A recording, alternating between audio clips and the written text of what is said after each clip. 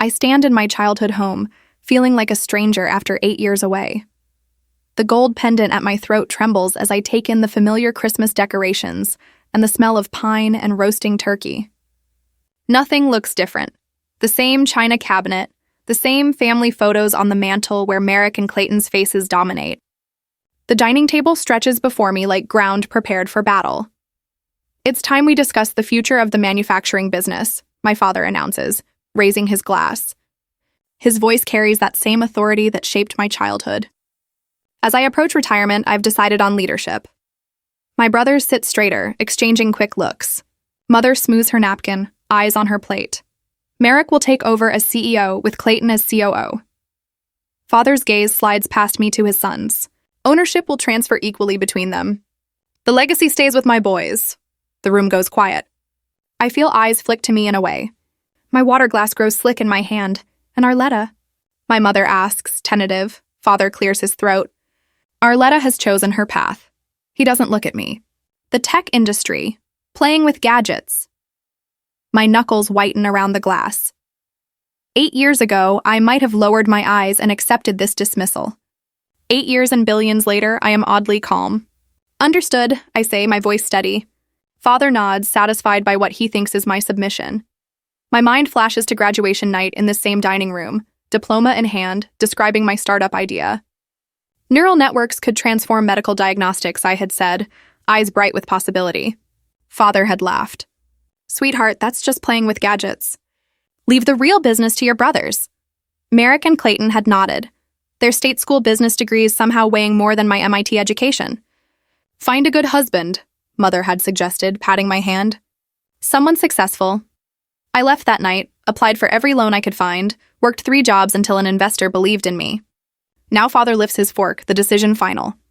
"We'll draft the paperwork after the holidays." "Arletta, you could still marry someone successful." A smirk of expectation passes around the table. Silence follows. Mother stares at her plate. Clayton shifts. I keep eating, each bite deliberate. The tremor in my hand stops. I set my fork down with a soft click against the china. "Thank you for clarifying where I stand," I say, meeting his eyes directly. "It's useful when things are stated plainly." Father blinks, unused to being challenged. "Now, Arletta," he begins. "No, please," I interrupt, lifting a hand. "You've made your position clear." I appreciate the honesty. Merrick and Clayton exchange uneasy looks. They have always been praised for average results, while my real achievements were downplayed. Neither speaks for me now. Their silence makes them complicit. Mother's eyes flit between us. She has never opposed Father in 40 years of marriage, and she won't start now. Not even for her only daughter. Sitting at this table, surrounded by family but completely alone, I understand that my worth has always been measured differently. My brother's value assumed, mine conditional. The revelation settles in me not as pain, but as clarity. Father continues outlining transition plans for the very company I helped modernize during college summers. The company whose outdated processes I could have transformed. The company that will never be mine. I take another sip of water, my reflection wavering in the crystal. Tomorrow everything will change. Tonight, I let them believe they still hold the power. The pieces are in play. They just don't realize it yet. Dessert sits half-eaten on Limoges china when my 15-year-old nephew, Nico, gasps. He fumbles with his tablet, nearly dropping it, eyes fixed. Mouth open. Holy, he glances at grandmother. "Ann Arletta, you're on the Forbes list." The room goes still. Merrick's fork clatters on his plate. Clayton freezes with his wine midair. My mother's hand flies to her throat. "Let me see that." Father's voice cuts the silence as he reaches for the tablet. Nico turns it to the table instead. My face appears on the screen. And the number that shatters our Christmas dinner, $2.8 billion neuromedicines. Acquired for $4.5 billion, Father reads the headline aloud, voice flat. Revolutionary neural network technology expected to transform neurological diagnostics worldwide. 8 years of work reduced to a sentence they finally understand. "Well, this is unexpected," Mother says, smoothing her napkin. "We need to talk." Father pushes back from the table. "In the living room, now." I follow, wine in hand. Mother hurries after us. My brothers exchange meaningful looks. The living room walls are lined with family portraits. Merrick's graduation, Clayton's wedding, my brothers beside Father at hunts and industry events. My absence in those photos suddenly feels deliberate. Father stays standing as I sit on the sofa. The same power dynamic from my childhood. How long were you going to keep this from us? His voice trembles, not with pride but accusation. I wasn't hiding anything, I say, taking a sip of wine. The acquisition was announced 3 months ago. You could have called, like you called me. The words slip out sharper than I intend. Father's jaw tightens. I never thought you'd actually succeed with that computer nonsense. I was protecting you from disappointment. Years of it's just a phase. Leave the business to your brothers, finally condensed into one line. Merrick clears his throat from the doorway. I should have told you. Arletta came to me for seed money when she started. I turned her down because Dad said we shouldn't encourage unrealistic dreams. My chest tightens. You knew how much I needed that loan. Your brother was following my advice, Father says. I press. What about my letters? I wrote every Christmas for 3 years. Her eyes drop. Gordon thought it best not to respond until you came to your senses. I intercepted them, Mother whispers. I'm sorry, Arletta. The sting of betrayal cuts in. 3 refusals from father, brother, mother, each deeper than the last. Your success must be exaggerated, Father waves dismissively. These tech valuations are smoke and mirrors. They'll revise that number down soon. Clayton, hands in his pockets, agrees. Dad's right. These tech bubbles burst all the time. Then Merrick steps forward, voice warm. We always knew you had potential, Arletta. Remember when I helped you with your computer class in high school? I stare. You copied my homework and we both got detention. Mother begins to rewrite the past aloud. I knew you'd do well, just not this well. Father nods and claims credit. You got that drive from me. The audacity takes my breath. 8 years of silence suddenly turned into a lifetime of invented support. Remember how I encouraged your college applications? Mother asks, eyes bright with manufactured memory. And I always said technology was the future. Father adds. Their frantic rush to claim credit for my success should feel absurd, but a small wounded part of me still craves their approval. That habit of seeking validation almost makes me want to accept their rewritten history. For a moment, I'm tempted to let their version stand if it means being embraced by family. My phone buzzes. Miss Dobbins, my high school computer science teacher, has just seen the Forbes article. I always knew you'd change the world, Arletta. So proud of the girl who stayed after class to learn Python. Her simple words wash over me like cool water. She saw me, she believed. No invented past required. Sitting there while my family scrambles to rewrite our story, I weigh whether to correct them or let them keep their version. Would correcting it heal anything, or only reopen wounds better left closed? I don't have an immediate answer, but for the first time since I arrived, I feel my mind detach from theirs. The next day, I overhear my father in his study, voice carrying down the hallway. Yes, Charles, she finally made it. All that guidance paid off. He laughs, and something in me tightens. 8 years of silence, and now he's recasting our history to my uncle, the same uncle who once patted my head at graduation and said, "At least you're pretty enough to marry well." My phone buzzes again. Cousin Rachel wants funding for a skincare line. Aunt Patricia needs a loan for her son's tuition. The family tree remembers me only when it reaches for my wallet. A kitchen helper's voice interrupts my thoughts. Mrs. Moore? The Nebraska Chronicle is on the line. They want an interview about raising a billionaire. I force a bitter laugh and tell her we're unavailable. Later, in my childhood room, I stare at glow-in-the-dark stars I stuck to the ceiling at 12. Memories come back. 3 jobs. The campus cafeteria at dawn, the library desk between classes, the 24-hour diner until midnight, my hands forever smelling of disinfectant and fries. After Dad refused to pay for MIT, saying computer science was a waste, I survived on determination and 4 hours of sleep. I remember crying silently in my dorm the night our first investor pulled out, the pitch deck scattered and red with rejections. I nearly quit, then an email changed everything. A father in Detroit wrote that my neural network had found a rare, treatable form of epilepsy his daughter's doctors missed. You gave my daughter her life back. I printed that email and still carry the folded paper in my wallet. A soft knock pulls me out of the memory. I wipe my eyes. Aunt Arletta? Can I come in?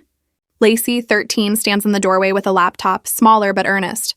My computer science teacher assigned a coding project, and I thought, maybe I want to be like you, not like them, she says, eyes down. For the first time since everything began, my smile reaches my eyes. Come here, I say, patting the bed. Let's see what you've got. Later, I stand outside my father's wood-paneled office. The room is frozen in time, agricultural models on shelves, manufacturing awards on the wall, the scent of leather and Old Spice. Gordon reads papers behind his desk. He seems smaller than in my memory.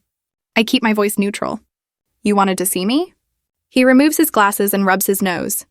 I've been thinking about what happened at dinner. I just wanted to protect you from failure, Arletta. The tech world is brutal. 9 out of 10 startups fail. I didn't want you to get hurt. Years of dismissal crystallize into clarity. You weren't protecting me, I say steady. You were silencing me, his eyes widen. Every time I shared an idea, he called it playing with gadgets. When I graduated with honors, you advised me to find a husband instead of starting a company. My voice is calm, my hands steady, though I feel the fire within. That wasn't protection, that was control. Hold on a second. I never needed your approval to achieve success, Dad. The thought leaves me with a surprising sense of relief. What I needed was the belief that I was worthy of success. That's a very different thing. He looks at me, mouth half open, unable to speak. My thoughts shift to Miss Dobbins. My high school computer science teacher, she stayed after class, helping me apply for scholarships without my father's knowledge. Your mind is remarkable, Arletta, she once told me. Don't let anyone convince you otherwise. While my family saw limits, others recognize potential. The difference is clearer than ever as I stand taller in my father's office than I ever had before. There's a family dinner tomorrow, I say, moving toward the door. It's time everyone heard the real story. Back in my room, I open my laptop, reviewing the audio files of my father's conflicting statements from the last 2 days, the lies about his supposed support, the attempt to rewrite history. Tomorrow, everything changes. I save the files into a folder labeled Truth and shut my computer. The next evening, I hear my father's voice calling everyone to the living room. As we gather, I'd like to make a toast, he announces as I step down the stairs. To my successful daughter who followed my advice. Crystal glasses clink. I smile, but say nothing. I raise my glass, mirroring his gesture. The room falls quiet. Faces shift between curiosity and unease. To family, I begin, steady and deliberate, and to truth. I hold eye contact with each person at the table as I continue. 8 years ago, I stood in this dining room with my MIT diploma. June 4th, 2017, I shared my concept for a neural network to assist medical diagnostics. Father shifts uncomfortably. But I don't pause. After being told to find a husband instead of chasing what you called my gadget playing, I applied for 23 loans, all rejected. Even the one I asked you to co-sign on July 15th. Merrick. Mother's eyes widen. She didn't know. I worked 3 jobs at once. Mornings at Starbucks on Cooper Avenue, afternoons at Midwest Data Tech Support, and freelancing until 2 a.m. for 18 months straight. In November 2019, Dr. Chen became my first investor. By 2022, our platform had diagnosed early-stage neurological conditions in more than 4,000 patients. Aunt Patricia whispers to Uncle Ray, but I stay focused. Last month, Neuromedicines was acquired for $4.5 billion. I set my glass softly on the table. Not because I married well, not because of luck. Because I refuse to accept the limits set in this very room. Father clears his throat, face turning red. Now, Arletta, I always believed in you, in my own way. Really? I ask, one eyebrow raised. You were just so young, he continues, voice tight. As a woman in tech, I feared you'd face disappointment. Dad told us not to help you, Merrick blurts out, startling even himself. He glances at Father, then back at me. He said if we gave you money or connections, we'd be cut from the will. Clayton drops his fork onto his plate. Merrick, what are you doing? Is that true? Mother asks, her face paling. I intercepted your letters because he told me to, she confesses, eyes filling with tears. He said letting you fail would teach you to value family more. Aunt Patricia stands abruptly. Gordon, you told us Arletta rejected your help. The room erupts, accusations flying, years of carefully built family stories collapsing in real time. When Clayton suggests we simply move forward and forget the past, I hesitate. Do I accept this shallow peace for the sake of family, or demand recognition of the truth before any reconciliation begins? My phone buzzes. Connor's name lights up the screen. My boyfriend of 3 years, back when I lived in Nebraska, once told me my dreams were cute, but urged me to focus on more realistic goals. Recently, he sent me a message. Saw you in Forbes. Always knew you had potential. Coffee when you're in town? I showed the text to my cousin Trish, who immediately rolled her eyes. I typed back, thanks, but I'd prefer to leave the past in the past. When I pressed send, everyone nearby noticed. A small gesture, but it made an impact. Several family members nodded, showing a new level of respect. You had Thanksgiving dinner with the governor last month, Aunt Patricia remarked, breaking the silence. Joanne saw the pictures. I explained. The governor's daughter uses our platform at her hospital. She credits it with detecting early signs of a stroke that saved his life. My father stared down at his hands. When he finally looked up, his eyes were wet. I was wrong about you, he admitted, his voice catching. It wasn't a full apology, but the closest I'd ever heard from him. Around the table, people's expressions shifted. Aunt Patricia gave my shoulder a supportive squeeze. Uncle Ray asked genuine questions about my company, and cousins who barely spoke to me before now leaned in with interest. Maybe, I suggested, setting down my napkin, we should have a proper family meeting to discuss moving forward. Father nodded slowly. That would be appropriate. For the first time in 8 years, it seemed possible we might truly listen to one another. 2 weeks later, on a Wednesday afternoon, I sat across from my father at his mahogany desk, the same one where he had signed countless documents excluding me from the family legacy. Sunlight glinted on the silver in his hair as he slid a folder toward me with deliberate care. We've been thinking, he said, his voice unnaturally upbeat. More manufacturing should represent all the children. I opened the folder. Inside was a draft of new company letterhead with Moore and Daughter Manufacturing written in glossy navy print. My stomach tightened. We've already printed materials, Merrick added, pointing to brochures on the desk. The announcement goes out next week. Clayton shifted uncomfortably. The board believes your profile could bring in new investors. The company could use a cash infusion. You've done well for yourself, my father added, his tone softening into something I remembered from years ago when he urged me to give up my MIT scholarship.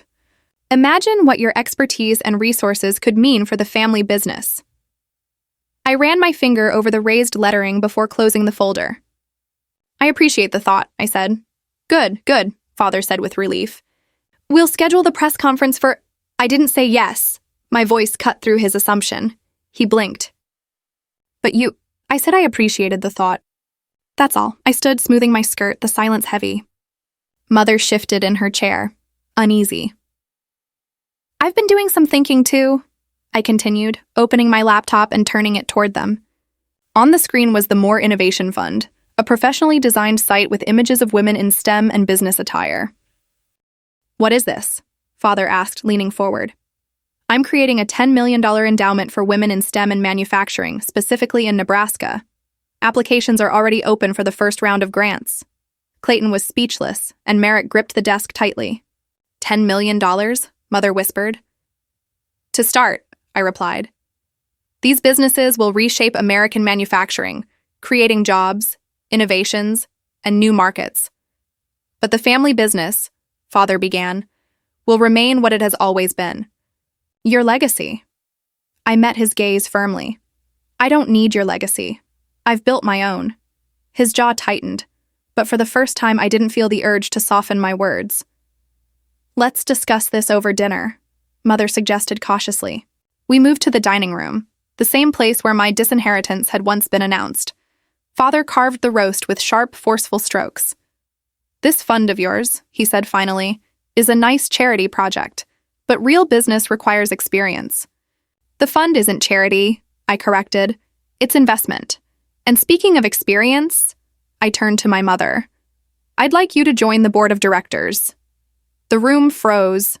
Lorraine doesn't know the first thing about business, Father objected. She's never worked a day.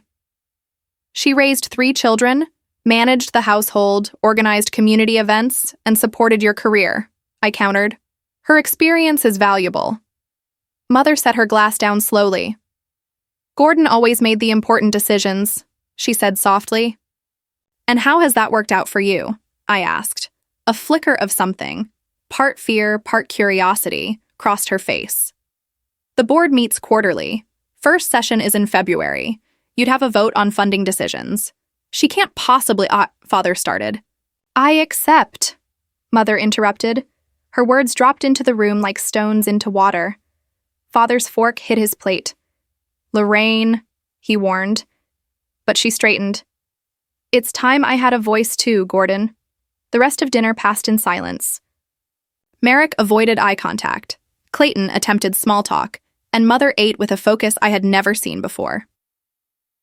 Weeks later, business contacts informed me that Father had begun seeing Dr. Hanover, a therapist specializing in controlling behavior. Clayton mentioned it casually on a call. People can change, my brother said, not quite meeting my eyes. At least that's what Dad's working on. I thought of Mother preparing for her first board meeting, studying parliamentary procedures. And I thought of our first grant recipient, a woman developing biodegradable packaging, crying with joy when we told her the news. The day before I leave San Francisco for a tech conference in Boston, my father calls. His voice sounds different, less firm, more vulnerable. Arletta, he says, my name uneasy on his tongue after years of distance. Will you come back next Christmas? The question lingers between us, fragile yet full of unspoken history. I glance at the calendar on my office wall, already filled with next year's plans. I'll think about it, I reply, and this time, I truly mean it. A year later, at Christmas, I pull into the familiar driveway, no longer hiding who I am. Through the windshield, I see them waiting on the porch, not stiff and formal as before, but smiling with warmth. My mother waves with enthusiasm, a gesture that would have felt impossible a year earlier. Aunt Arletta! Lacey runs down the steps, clutching her tablet to her chest. At 15, she is all long limbs and sharp intelligence. I need to show you something. Inside, the house feels familiar yet changed. The same furniture, the same holiday decorations, but the atmosphere is lighter now, no longer weighed down by silence or resentment. I wrote this program myself, Lacey whispers, pulling me aside. Her Python code fills the screen. Awkward in parts, brilliant in others. Mom said computers were for boys, but I showed her your TED Talk about neural networks. I squeeze her shoulder. Keep going. The world needs your mind. My brothers greet me with handshakes that turn into hesitant hugs. Clayton's eyes carry an apology not yet spoken. Merrick mentions a manufacturing issue his team can't solve, asking for my input without the defensive tone he once had. At dinner, I take my place at the same table where everything once fell apart and slowly began to heal. Father stands at the head, carving the turkey with calm hands. His hair is grayer now, his posture softer. Before we eat, he raises his glass. I want to toast my children, each successful in their own way. His eyes rest on me, no longer avoiding mine. I'm proud of all of you. A year ago, those words would have been everything, the validation I longed for. Now I accept them with a smile, warmed but not dependent on them to breathe. The neural interface your company created for stroke. Patience, my mother says between bites. The Times called it revolutionary. I explain the project clearly, neither minimizing my role nor exaggerating it. I no longer shrink to fit others' expectations. My voice carries the certainty of someone who knows her worth. The doorbell rings, and I rise. That must be my guest. Miss Dobbins enters, carrying a bottle of wine. Her gray hair is now in a neat bob, her posture still straight and strong at 70. You remember Miss Dobbins, I say, though of course everyone does. She taught 3 generations of Moors, and even survived my father's budget cuts when he chaired the school board. Later, with glasses raised, I stand. To those who see our potential when we cannot see it ourselves. Miss Dobbins blinks, her glasses fogging slightly. My father nods, humility softening his face. 6 months later, spring sunlight fills my San Francisco office as I adjust my camera. 30 teenage girls from rural Nebraska look back at me through the screen, eager during our virtual coding workshop. Never let anyone tell you what you can't create, I tell them, spotting Lacey helping a classmate debug her code. Nico, my nephew, peeks into the office. The investors are here, Aunt Arletta. His summer internship has already taught him more than my brothers learned in years of business school. On my desk rests a new family photo from Easter. My mother stands tall, confidence radiating as she embraces her board role with the More Innovation Fund. My father stands beside me, not above me, his hand resting lightly on my shoulder. Looking at this picture, I wonder what matters more in the end. Being right about the past or being willing to imagine a different future. Would you choose the comfort of vindication or the possibility of real change, even if it requires letting go of old resentment?